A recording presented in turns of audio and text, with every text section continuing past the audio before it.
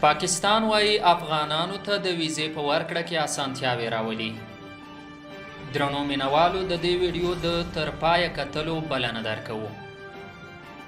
پاکستان وايي افغانانو ته په ویزه ورکونه کې اسانتیا راولي او د ویزو د ورکړې لپاره یې نوي پلانونه جوړ کړي دي. په کابل کې د پاکستان سفارت په یوه خپره کړې اعلامیه کې ویلي چې په هرات، مزار شریف، ننګرهار او کابل کې افغانانو ته د ویزې ورکړه پیل کړې ده چې له مهالوېش سره سم مراجعین ورځي او ویزې به اخلي.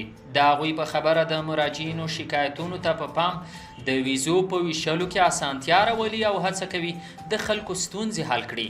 پاکستانی سفارت داسې مهال دغه خبره کوي چې دغه سفارت مخې ته هره ورځ سلګونه افغانان د ویزې اخیستو لپاره ولاړ وي، خو وايي د فساد له امله یې کارونه ځنډېدلي وي او ستونزې ورته پیدا کیږي.